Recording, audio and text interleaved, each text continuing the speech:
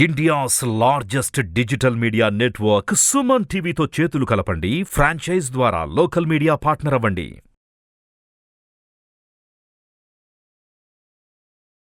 నమస్కారం, సుమన్ టీవీకి స్వాగతం. ధన త్రయోదశి రోజున లక్ష్మీ అనుగ్రహాన్ని పొందటానికి లక్ష్మీ కుబేర వ్రతం ఏ రకంగా మనం ఆచరించుకోవాలి, దీని యొక్క విశిష్టత ఏంటి అనే విషయాన్ని తెలియజేసేందుకు మనతో పాటు ఉన్నారు ప్రముఖ ఆధ్యాత్మికవేత్త ఆస్ట్రాలజిస్ట్ డాక్టర్ కె భాగ్య లక్ష్మి గారు. అమ్మ నమస్కారం. శ్రీమాత్రే నమః. అమ్మ, ధనత్రయోదశి అనగానే ప్రతి ఒక్కరికి మెదడులో మెదిలేది లక్ష్మీదేవి ఆరాధన అనేది. అయితే ఈ రోజు లక్ష్మీదేవి కుబేరుని ఇద్దరిని కలిపి కూడా ఆరాధన చేస్తూ ఉంటారు కదా. సో ఈ ఆరాధన ఏ రకంగా చేసుకోవాలి, వాళ్ళని ఏ రకంగా పూజించుకోవాలి, అంటే పూజా విధి విధానాలు ఏ రకంగా ఉంటాయని? తప్పనిసరిగానమ్మా. హిరణ్యవర్ణాం హరిణిం సువర్ణరథసృజాం చంద్రాం హిరణ్మయీం లక్ష్మీం జాతవేదో మవావహ. ఓం శ్రీమాత్రే నమః. అమ్మవారికి చాలామంది చేస్తూ ఉంటారు. అలవాటైన వాళ్ళు శ్రీ సూక్త ప్రకారము కూడా ధనత్రయోదశి రోజున పూజా విధానం చేసుకుంటారు. అది ఒక విధానం. రెండో విధానం ఏమిటంటే కనుక ఏమీ రాదు కానీ ఇంట్లో ధనం బాగా అభివృద్ధి అవ్వాలి, చాలా బాగుండాలి, ధనం గురించి ధన ఆకర్షణ, యంత్రాలు పెట్టాము, మంత్రాలు పెట్టాము, తంత్రాలు చేస్తున్నాము కానీ కావట్లేదు. ఈ ధనత్రయోదశి రోజున ఏం చేయాలి అంటే చాలా సులభం. ఇప్పుడు మనకి మామూలుగా ముగ్గు వేస్తాం కదమ్మా, అష్టదళ పద్మంతో వేస్తాం కదా. ఈ ధనత్రయోదశికి కూడా ముగ్గు ఉంటుంది. ఆ ముగ్గు ఎలా ఉంటుంది అంటే కనుక మనకి కొంచెము అంటే ఏమిటంటే కనుక మామూలుగా 4 వేసి ఆపోజిట్ గీసి వేసేది, అది 2 రకాలుగా వేస్తాం అనమాట. అంటే ఒక పెద్దది వేసి దాని నుంచి పైకి, దాని నుంచి కిందకి కొంచెం ఎస్టాబ్లిష్ చేస్తాం 4 విధాలుగా. అంటే కుబేర ముగ్గు అని మనకి దీనిలో కొట్టినా కూడా దొరికిపోతుంది, అది వేసుకోవాలి. First of all first thinking. రెండు ఏమిటంటే కనుక ఈ ధనత్రయోదశి రోజున చాలామంది చాలా ఓపికగా సాయంకాలం పూట చక్కగా ఇళ్ళంతా శుభ్రం చేసుకొని, వాళ్ళు కూడా శుచై స్నానం చేసుకొని చక్కగా కూర్చొని అమ్మవారు అలంకరణ చేస్తారు. ఎలాగా అంటే కనుక కొంతమంది ఇళ్లలో లక్ష్మీ కుబేరుడు ఫోటోలు ఉన్నాయి. మన వాళ్ళందరూ కూడా చాలా జాగ్రత్తగానే ఉంటున్నారు, లక్ష్మీ కుబేరుడు ఫోటోలు పెట్టుకుంటున్నారు. అందువల్ల ఆ పటం తీసుకుని ఆ పటానికి చక్కగా పూలతో అలంకరించి చక్కగా సుగంధభరితమైనటువంటి పూలంటే అమ్మవారికి చాలా ఇష్టం. సంధ్యా సమయంలోనే చేయాలి పూజ, అంతేగాని పొద్దున్నే చేయడానికి లేదు, సాయంకాలం పూటే చేయాలి. ఎందువల్ల అంటే ఆవిడ చంద్ర సహోదరి కదా, చంద్రుడు ఉండాలని కోరుకుంటుంది ఆవిడ. అందుకని సాయంకాలం పూట మనం చేసుకోవచ్చు, ఆరాంగా చేయొచ్చు. తెల్లటి వస్త్రాలు ధరించి చక్కగాని, ఆమెకు కూడా వీలైతే కనుక అమ్మవారిని మనం కలశారాధనలో తెల్లటి వస్త్రం కట్టి అమ్మవారి రూపాన్ని కూడా మనం వరలక్ష్మీదేవిని రెడీ చేసుకున్నట్టు చేసుకోవచ్చు కూడా. ఆ విధంగా కూడా కలశం పెట్టుకొని సంకల్పం చెప్పుకొని గణేష పూజ, ఆ తర్వాత సంకల్పం చెప్పుకున్న తర్వాత ఓంకారం చేసుకుని గణేష పూజ చేసి ఆ తర్వాత శ్రీ మహాలక్ష్మీదేవి యొక్క అష్టోత్తర నామాలతో ఓం ప్రకృత్యే నమః, వికృత్యే నమః, శ్రద్ధాయ నమః, సర్వభూత హిత ప్రదాయ నమః, వసుంధరాయ నమః అని మనం అన్ని రకాలతోటి పూజ చేసి ఓం వరలక్ష్మీదేవి నమః, ఓం భువనేశ్వరియే నమః అంటే అఖిల కోటి మానవులకి కూడా, అఖిల భువనాలకి కూడా తెల్లైనటువంటి ఓ తల్లి అని ఆవిడని ఆరాధిస్తాం. తెల్ల చక్కగా పాలతో చేసిన క్షీర సముద్రంలో పుట్టింది కదా తల్లి.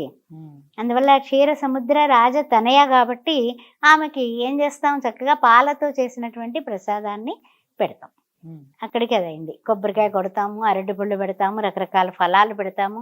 దీపారాధన దగ్గరికి వస్తుల్లోకి దీపం దగ్గర కూడా చక్కగా ముగ్గు వేసి పసుపు కుంకుమ 2 తమలపాకులు జత చేసి మధ్యలో పెద్ద ప్రమిదతో దీపం పెట్టాలి. కొంచెం పెద్ద ప్రమిదతో దీపం పెట్టాలి. చుట్టూరు ఒక 9 దీపాలు పెట్టచ్చు. 2 ప్రమిదలు చొప్పున చుట్టూరు పెట్టుకొని మధ్యలో దీపం మాత్రం పెద్ద ప్రమిదతో 5 ఒత్తులు దీపారాధన చేస్తూ 5 ఒత్తులు కలిపి ఒక ఒత్తి కింద అమ్మవారి వైపు ఎదురుండా పెట్టి ఇటు 2 ఒత్తులు ఇటు 2 ఒత్తులు పెట్టాలి. ఇటు 2 ఒత్తులు ఏమిటి, దక్షిణానికి.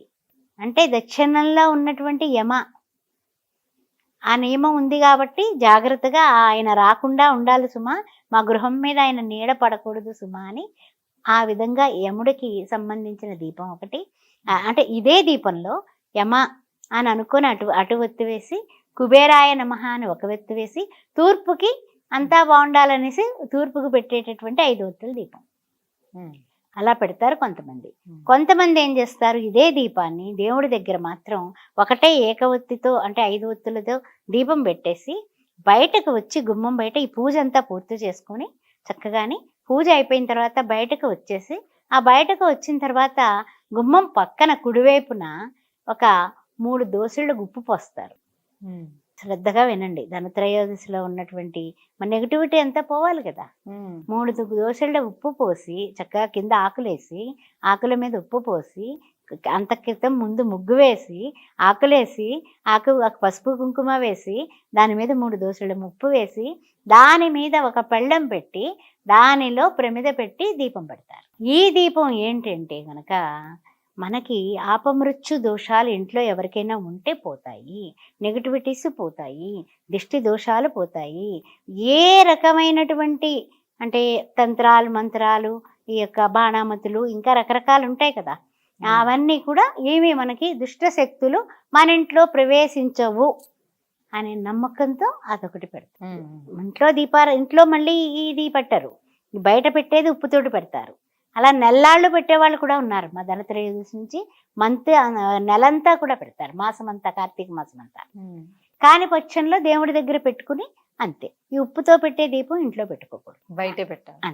Underline to the point. దీనివల్ల ఇప్పుడు ధనానికి అధిదేవత లక్ష్మీదేవి, లక్ష్మీదేవి ఆరాధన సరే, మరి కుబేరుణ్ణి ఎందుకు మనం ఆరాధన చేస్తాము? ఇప్పుడు రావణాసురుడి యొక్క తమ్ముడు కుబేరుడు కదా, అది అంటే రాక్షసులకి సంబంధించిన వాడే కదా, మనం ఎందుకు కుబేరుణ్ణి మరి ఆరాధన చేయాలి? అంటే ఏం జరిగిందంటేనమ్మా, లక్ష్మీదేవి కుబేరుడికి ఒక వరం ఇచ్చింది. ఏ విధంగా అంటే గనక నేను ఎప్పుడైతే ఆవిర్భవించిందో ఆ కుబేరుణ్ణి చూడగానే ఆమెకి ఒక తండ్రిలాగా కనిపించాడు. ఆవిడ ఇప్పుడు కూడా ఇప్పుడు భార్గవ మహర్షికి భార్గవిగా జన్మించిన లక్ష్మి రకరకాల రూపాలు, అనేక రూపాయ విష్ణువే ప్రభ విష్ణువే అన్నట్లుగా ఈమె కుబేరుడికి ఒక వరం ఇచ్చింది. ఇప్పుడు విభీషణుడు రావణాసురుడి తమ్ముడే, మీరు చెప్పినట్టుగా కుబేరుడు రావణాసురుడి తమ్ముడే, కుంభకర్ణుడు రావణాసురుడి తమ్ముడే. అదే విధంగా రావణాసురుడికి ఈ 3 సోదరులు కదా. కుబేరుడికి ఉత్తరపు దిక్కుకి అధినేతగా వరం ఇచ్చింది. వరం ఇచ్చి నేను నీ దగ్గర ఉంటాను అంది. అందుకే శ్రీ వెంకటేశ్వర స్వామికి కూడా ఈ కుబేరుడే అప్పిచ్చాడు. మహాలక్ష్మి ఇచ్చేయచ్చుగా, ఆయన హృదయంలోనే వ్యూహలక్ష్మిగా ఉంది కదా, మరి అమ్మవారు ఇచ్చేయచ్చు కదా. తన భర్తకి తను ఇవ్వదా? ఆయన బయట వాళ్ళని అప్పెందుకు అడగాలి?